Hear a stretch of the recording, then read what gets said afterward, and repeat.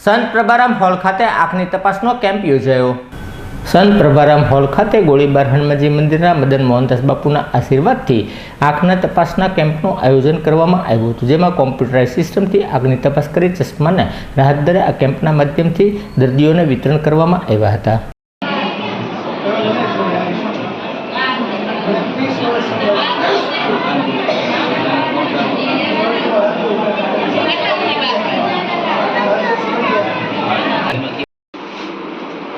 ये तो लगे हो लई लो આવી જાવ આ દોનો -3 એ તો વધેવા નંબર કટીમાં છે ભાઈ વધે